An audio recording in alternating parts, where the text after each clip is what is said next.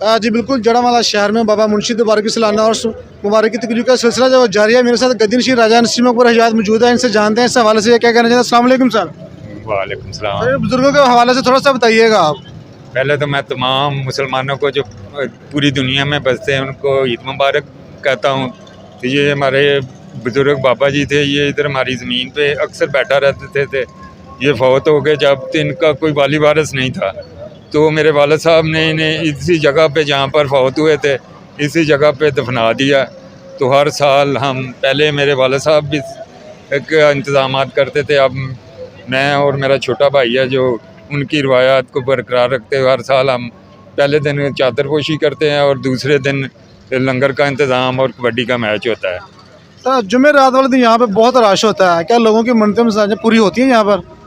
लोगों की मन्नतें मुरादें पूरी होती होंगी तो ये लोग यहाँ पर आते हैं।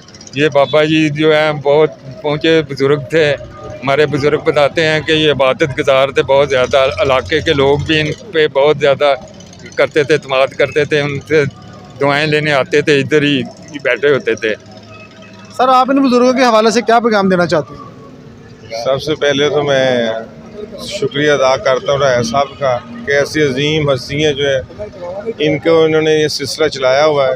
ये बड़ी खुशाइन का बात है कि जड़ावाला की हद पे ऐसे बुज़ुर्ग जो बुज़ुर्गान दीन है उनका हर साल अच्छे तरीके से ये मेला मनाते हैं और यहाँ पे लंगर का इंतज़ाम होता है, लोगों का बड़ा रश होता है। इस सिलसिले को मैं गुजारिश करूँगा इंतज़ामिया को कि सरकारी सतह पे भी इसको देखे और बेहतर तरीके से भी बाबा मुंशी दरबार जो है इसको बेहतर तरीके से ऑर्गेनाइज़ किया जाए और सरकारी सतह पे इसको मलहूज़ खातिर रखे हुए महकमा जो अपना ज़कात है और महकमा जो दूसरे बने हुए हैं शुज़कात उनको भी महकमा औकाफ जो है उसको भी इसकी तरह तवज्जो देते हुए अच्छा मज़ार बनाना चाहिए था।